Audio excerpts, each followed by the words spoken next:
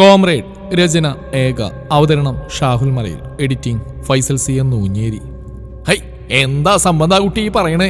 അന്ത്യകർമ്മങ്ങൾ ചെയ്യാൻ ഒരു അന്യജാതിക്കാരനോ? ഇതെന്താ കുട്ടികളിയാണെന്നാ നിരീക്ഷിച്ചിരിക്കണേ? പൂജാരി വാക്കുകൾ കടുപ്പിച്ചുകൊണ്ട് കാർത്തിയുടെ നേരെ തിരിഞ്ഞ്, ഓരോ സംബന്ധമില്ല തിരുമേനി. ഇവിടെ കൂടിയിരിക്കുന്ന മറ്റാരെക്കൾ ഈ കർമ്മം ചെയ്യാൻ ഞങ്ങളുടെ അച്ഛൻ തന്നെയാണ് യോഗ്യൻ. അശ്വിനും അത് തന്നെയാണ് ആഗ്രഹിക്കുന്നത്. കാർത്തി തിരുമേനിക്ക് നേരെ തിരിഞ്ഞ് പറഞ്ഞു. അത് നീ മാത്രം തീരുമാനിച്ചാൽ മതിയോ കാർത്തികേ? ഞങ്ങളുടെ കുടുംബക്കാരത്തിൽ പുറത്തുനിന്ന് വന്ന ഒരുത്തിന്റെ അഭിപ്രായം വേണ്ട. സ്ഥാനം കൊണ്ട് പ്രശാന്താണ് അവന്റെ മൂത്ത ഏട്ടൻ. അവൻ ചെയ്താൽ മതി കർമ്മങ്ങള്, അല്ലാണ്ട് ഞങ്ങളുടെ കുടുംബത്തിൽ കയറി ഒരുത്തിന് ഇടപെടണ്ട. അശ്വിന്റെ വല്യമാവൻ ദേഷ്യത്തോടെ പറഞ്ഞു. കുടുംബക്കാരോ? ആരൊക്കെയാണ് ഈ കുടുംബക്കാര്? ഇത്രയും കാലം അവൻ കഷ്ടപ്പെട്ട് തന്നെയാ ജീവിച്ച്. അന്നൊന്നും ഈ കുടുംബക്കാരെ കണ്ടിട്ടില്ലെന്ന് മാത്രമല്ല, ശാപവാക്കളും കുറ്റപ്പെടുത്തലും ഒരുപാട് അവൻ കേട്ടിട്ടുണ്ട്. എന്നിട്ടിപ്പോ അവന്റെ കർമ്മം ചെയ്യാൻ മത്സരം. നാണമില്ലേ നിങ്ങൾക്ക്? കാർത്തി ദേഷ്യത്തോടെ അവർക്ക് നേരെ തിരിഞ്ഞു. ഞങ്ങൾക്കിടയിൽ എന്തൊക്കെ പ്രശ്നങ്ങളുണ്ട് നിങ്ങൾ അറിയേണ്ട കാര്യമില്ല. ഈ കർമ്മം ചെയ്യാൻ ഒരു നസ്രാണിയും ഞങ്ങൾ സമ്മതിക്കില്ല. അവർ ബന്ധുക്കളെല്ലാം ഒറ്റക്കെട്ടായി പറഞ്ഞു. ഞങ്ങളുടെ അച്ചുവിന്റെ കർമ്മം ചെയ്യാൻ ഒറ്റൊരുത്തനെയും സമ്മതം ഞങ്ങൾക്കും ആവശ്യമില്ല. ശ്യാമുവരണം അവർക്ക് നേരെ വീറോടെ തിരിഞ്ഞു. അവർക്ക് പിന്തുണയുമായി കോളേജിലെ എല്ലാ കുട്ടികളും എത്തി. രണ്ടു കൂട്ടരും അങ്ങോട്ടും ഇങ്ങോട്ടും ഉന്തും തള്ളുമായി. ഒന്ന് നിർത്തുന്നുണ്ടോ? പുറകിൽ നിർമ്മലയുടെ ശബ്ദം കേട്ട് എല്ലാവരും തിരിഞ്ഞു നോക്കി. കരഞ്ഞ അവശയായിട്ടുണ്ടവൾ. കണ്ണും മൂക്കുമൊക്കെ ചുവന്ന് തുടുത്തിട്ടുണ്ട്. എന്റെ കുഞ്ഞ് അവസാന യാത്ര പോവാ വലിയേട്ട. അപ്പോഴും വേണേ ഈ വാശിയും വൈരാഗ്യവും ശപിച്ചും പഴി പറഞ്ഞ ഈ അവസ്ഥയിൽ എത്തിച്ചില്ലേ നിങ്ങളെല്ലാവരും കൂടി? ഇനിയെങ്കിലും വെറുതെ വിട്ടൂടെ? നിർമ്മല വിറക്കുന്ന ശബ്ദത്തോടെ പറഞ്ഞു. ഇവിടെ കൂടി എല്ലാവരോടായിട്ട് പറയുക, ഈ കർമ്മം ചെയ്യാൻ ഏറ്റവും യോഗി ഇവൻ തന്നെയാ. ജാതിയോ മതമോ നോക്കിയിട്ടല്ല. എന്റെ കുഞ്ഞ് അത്രത്തോളം സ്നേഹിച്ച വേറൊരാൾ ചിലപ്പോൾ ഉണ്ടാവില്ല. സ്വന്തം കൂടെപ്പിറപ്പിനെ പോലെ തന്നെയാ ഇവര് കഴിഞ്ഞ്.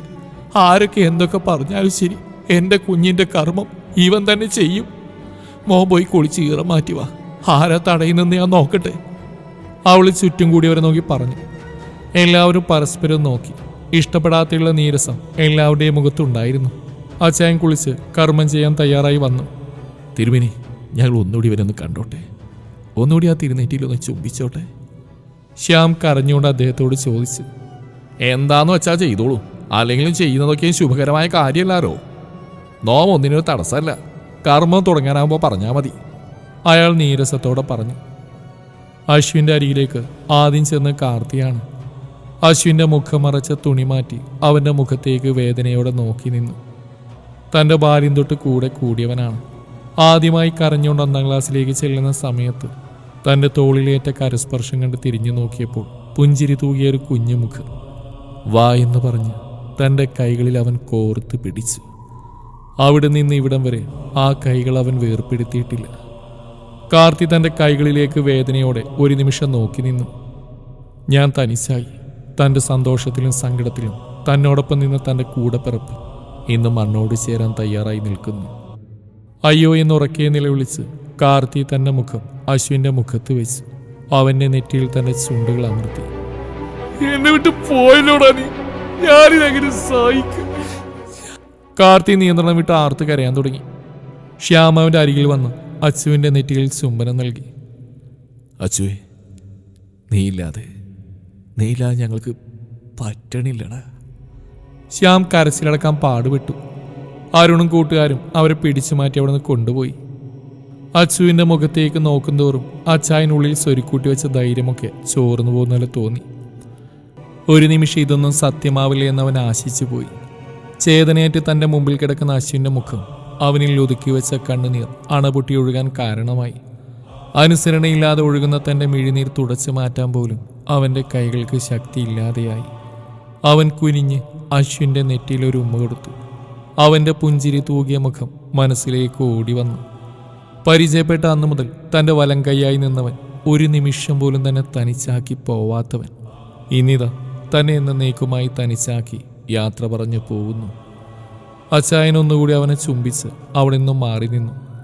അശ്വിൻ്റെ ശരീരം കുഴിമാടത്തിലിറക്കി. കരഞ്ഞുകൊണ്ട് എല്ലാവരും അവനുമേൽ മണ്ണ് വാരിയിട്ടു. പൂജാരി പറഞ്ഞ പോലെ ആ മൺകുടൻ ചുമലിലേറ്റി അച്ചായൻ ആ കുഴിമാടത്തിന് ചുറ്റും വലം വെച്ചു. ഓരോ വലം വെപ്പിലും അദ്ദേഹം ഓരോ ദ്വാരം വീതം ആ കുടത്തിലിട്ടു. വേദനയോടെയാണ് അച്ചായൻ തൻ്റെ പ്രിയപ്പെട്ടതിനു വേണ്ടിയുള്ള കർമ്മങ്ങൾ പൂർത്തിയാക്കിയത്. ചടങ്ങുകൾ പൂർത്തിയാക്കിയ എല്ലാവരും അവിടെ നിന്ന് പിരിഞ്ഞുപോയി. അച്ചായനും കാർത്തിയും ശ്യാമും അവിടെ തന്നെ നിന്നു. തൻ്റെ പ്രിയപ്പെട്ടവനെ തനിച്ചാക്കി പോവാൻ അവരുടെ മനസ്സ് അനുവദിച്ചില്ല. മൂന്നാളും നിശബ്ദമായി തേങ്ങി. ഫോർ ഫൈറ്റേഴ്സ് ഇനിയില്ല. തങ്ങളുടെ ശക്തിയും ശൗര്യവുമെല്ലാം ക്ഷയിച്ചു പോയി. അശ്വിൻ രാഘവ് എന്ന ധീരയോദ്ധാവിത സ്വപ്നങ്ങളെല്ലാം ബാക്കി വെച്ച് തൻ്റെ പ്രിയപ്പെട്ടവരെയെല്ലാം തനിച്ചാക്കി മൺമറഞ്ഞിരിക്കുന്നു. ഇനി അവനില്ല. അവൻ ബാക്കി വെച്ച ഒരുപാട് നല്ല ഓർമ്മകൾ അവരുടെ പ്രിയപ്പെട്ടവർ വെന്ത് നീറുകയാണ്. അകത്ത ബഹളം കേട്ടാണ് മൂന്നാളും തൻ്റെ പ്രിയപ്പെട്ടവൻ്റെ ഓർമ്മയിൽ നിന്നും മോചിതരായത്. അവർ മൂന്നാളും വേഗത്തിൽ അകത്തേക്ക് ഓടി. നിലത്താകെ ചില്ലുകൾ പൊട്ടിത്തെറിച്ചിട്ടുണ്ട്. കൃഷ്ണന്റെയും ശിവന്റെയും ഫ്രെയിം ചെയ്ത ഫോട്ടോകൾ പൊട്ടിച്ചിതറിയ നിലയിൽ തറയിൽ കിടക്കുന്നു. കൃഷ്ണ വിഗ്രഹവും ചിതറിക്കിടക്കുന്നുണ്ട്.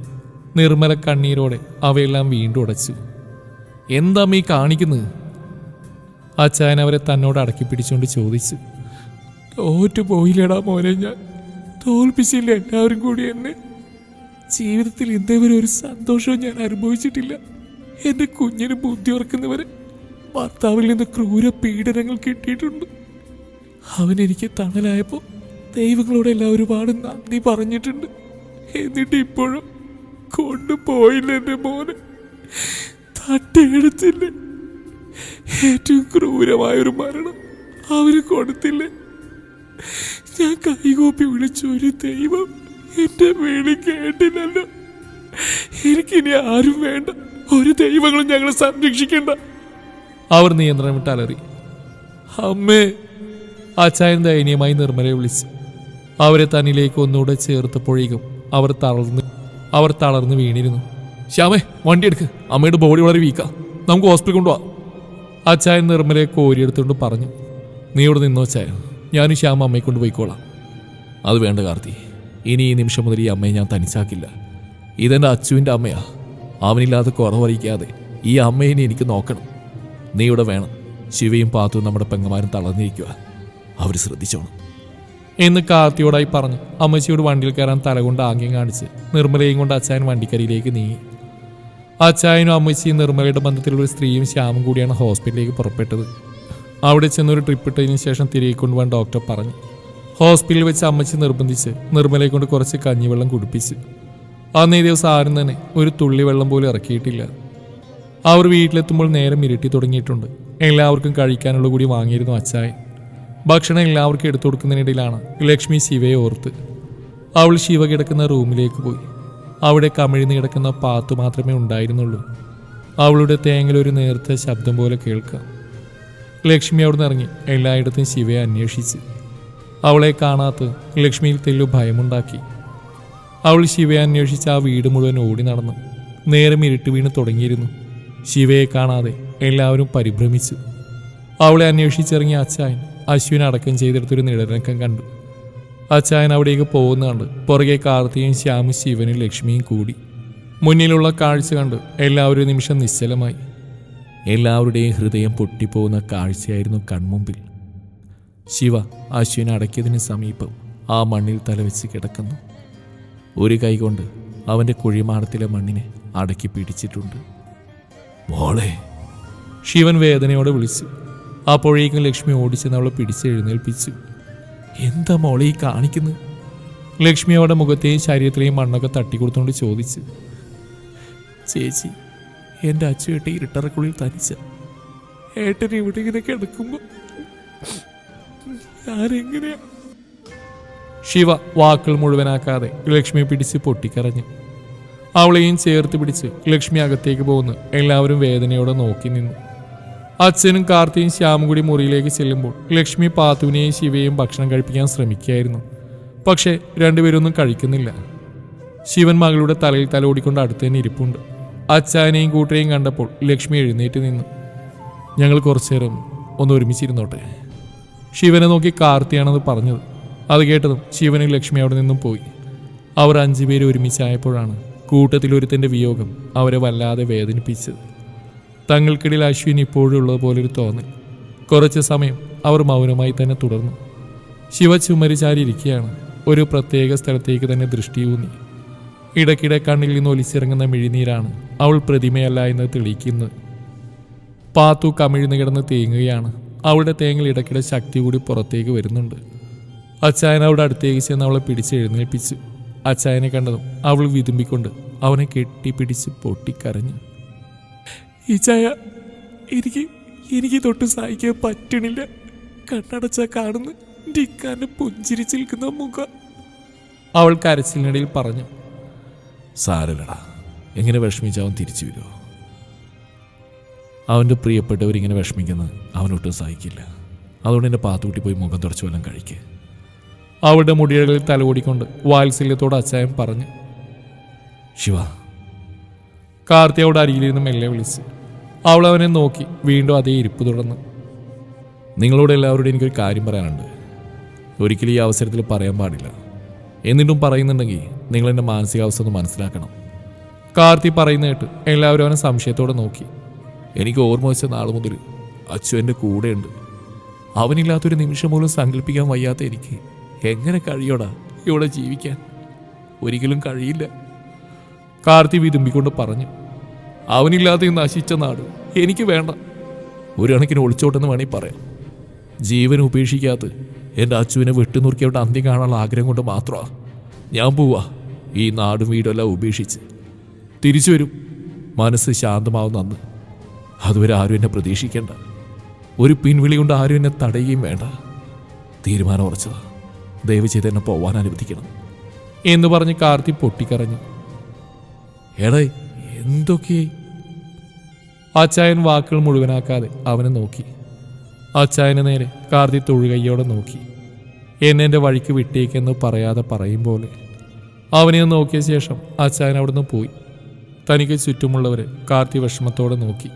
അച്ചായൻ അവിടുന്ന് ഇറങ്ങി നേരെ പോയത് അശ്വിൻ്റെ കുഴിമാടത്തിനരികിലേക്കായിരുന്നു. അവൻ ആ കുഴിമാടത്തിലേക്ക് വേദനയോടെ നോക്കി. അറിയാം അശ്വിൻ, നീ പകലെവിടെയാ നിന്ന് ഞങ്ങളെ നോക്കുന്നുണ്ടെന്ന്. എന്തൊരു വിധിയാ കർത്താവേ ഇത്.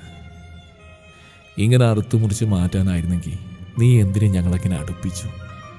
അവൻ്റെ സന്തോഷം കാണാനല്ലേ ഞാൻ പ്രാണനായി കൊണ്ടുവരുന്ന പെണ്ണിനെ അവന് വിട്ടുകൊടുത്ത് മാറി നിന്നത്. അതുകൊണ്ട് ഇനി അവളുടെ സങ്കടം കൂടി ജീവിതകാലം മുഴുവൻ കാണേണ്ടി വരില്ലേ? ഇതിന് മാത്രം എന്ത് തെറ്റാ ഞാൻ ചെയ്ത്? തൻ്റെ കണ്ണുകൾ നിറഞ്ഞു വന്നപ്പോൾ അവൻ കൈത്തലം കൊണ്ട് അവയെ തുടച്ചു മാറ്റി. അച്ഛയ. അവൻ്റെ തോളിൽ കൈവച്ച് വേദനയോടെ കാർത്തി വിളിച്ചു. അവനെയും തിരിഞ്ഞു നോക്കി അച്ചായൻ വീണ്ടും ആ നിൽപ്പ് തുറന്നു. അറിയാം, ഞാൻ പോകുന്നുണ്ട് ഏറ്റവും കൂടുതൽ തളരുന്ന നീയാണെന്ന്.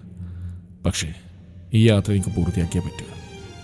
അച്ചായ, ഞാനിവിടെ നിൽക്കുന്ന ഓരോ നിമിഷവും അശ്വിൻ്റെ ഓർമ്മകൾ എന്നെ ഭ്രാന്തരാക്കുന്നു. എൻ്റെ സമനില തെറ്റുന്നതിന് മുമ്പ് എനിക്കിവിടുന്ന് ഓടി ഒളിക്കണം.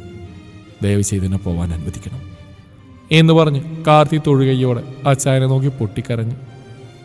അച്ചായൻ അവൻ്റെ കൈകൾക്ക് മേൽ തൻ്റെ കൈകൾ വെച്ചു. എനിക്കറിയണം നിൻ്റെ മാനസികാവസ്ഥ. നിന്നെ ഞാൻ തടയില്ല. ഒരിക്കൽ നീ തിരിച്ചു വരുന്ന പ്രതീക്ഷയിൽ ഞാനുണ്ടാവും ഇവിടെ. അശ്വിന് വേണ്ടി അവൻ്റെ കടമകളെല്ലാം ഞാൻ ചെയ്യും. അച്ചായനൊരു ഇടർച്ചയോടെ പറഞ്ഞു. അച്ചായ, ശിവ, അവൾക്കിനി ആരുമില്ലടാ. അശ്വിൻ നിൻ്റെ കൈകളിലാണ് അവളെ ഏൽപ്പിച്ച്. നീ ഉണ്ടാവണം അവളുടെ കൂടെ. തളരാൻ വിടലേ അവളെ. ചേർത്ത് നിർത്തണം നീ. കാർത്തി അവനെ നോക്കി പ്രതീക്ഷയോടെ പറഞ്ഞു. അവൻ അച്ചായൻ വേദനയിൽ കരഞ്ഞൊരു പുഞ്ചിരി നൽകി. കാർത്തി അവനെ തന്നെ ഒരു നിമിഷം നോക്കി നിന്നു. ശേഷം അവനെ തന്നിലേക്ക് വലിച്ചടിപ്പിച്ച് ഇറുകെ പുണർന്ന് പൊട്ടിക്കരഞ്ഞു. അച്ചായനും അതുവരെ തടഞ്ഞു വെച്ചിരുന്ന എല്ലാ സങ്കടവും അണപൊട്ടി ഒഴുക്കി. പരസ്പരം പുണർന്നുകൊണ്ട് പൊട്ടിക്കരയുന്ന അവരെ നോക്കി ശ്യാം മാറി നിൽക്കുന്ന കണ്ട കാർത്തി ഒരു കൈ കൊണ്ട് അവനെ മാടി വിളിച്ചു. വിളിക്കാൻ കാത്തു നിന്ന പോലെ ശ്യാം ഓടി വന്ന് അവരെ പുണർന്നു. 3 പേരും അങ്ങനെ നിൽക്കുമ്പോൾ ഒരാളുടെ വിടവ് അവിടെ നന്നായി കാണപ്പെട്ടു. ദൂരെ ഒരു നക്ഷത്രം അവരെ നോക്കിയൊന്ന് കണ്ണു ചിമ്മിയോ. ആ സൗഹൃദ സ്നേഹത്തിനു മുമ്പിൽ അന്തരീക്ഷം പോലും ഇഴുകിച്ചേർന്നു. കോരിച്ചൊരിയുന്ന മഴ വർഷിച്ച് പ്രകൃതി അവരുടെ കൂടെ കൂടി. കാർത്തി യാത്ര പറഞ്ഞു പോയതിനു ശേഷം അച്ചായനും ശ്യാമും ശരിക്കും ഒറ്റപ്പെട്ടു. ശിവയെ അവിടെ നിർത്തിയാൽ അവളുടെ സങ്കടത്തിൻ്റെ ആഴം കൂടുകയുള്ളൂന്നും പറഞ്ഞ് പിറ്റേ ദിവസം രാവിലെ തന്നെ അവർ വീട്ടിലേക്ക് അയച്ചു. അവളുടെ അവസ്ഥ എവരുടെയും കണ്ണു നിറക്കുന്നതായിരുന്നു. അശ്വിൻ്റെ അമ്മ അവളുടെ നെറ്റിയിൽ സ്നേഹത്തോടെ ചുംബിച്ച് കരഞ്ഞുകൊണ്ടാണ് അവളെ യാത്രയാക്കിയത്. ഒരു പ്രതിമ കണക്കെ തന്നെയായിരുന്നു അവൾ അവിടെ നിന്ന് ഇറങ്ങിയത്. തൻ്റെ പ്രാണനും പ്രണയം ഇവിടെ ഉപേക്ഷിച്ച് ഈ ശിവ ഇറങ്ങിയാണ് അച്ചുവേട്ട. ശിവ കുഴിമാടത്തിലേക്ക് ഒരിക്കൽ കൂടി നോക്കവേ അണപൊട്ടി ഒഴുകാൻ കാത്തിരുന്ന മിഴിനീർ വീണ്ടും കൊത്തിയൊലിക്കാൻ തുടങ്ങി.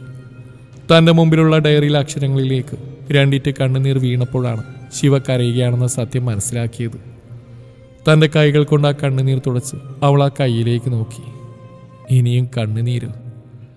എത്ര കരഞ്ഞു തീർത്ത രാവും പകലും ഇപ്പോഴും മാറ്റമില്ലാത്തത് അച്ചുവേട്ടൻ്റെ ഓർമ്മകൾക്കും ഈ കണ്ണീരിനുമാണ്.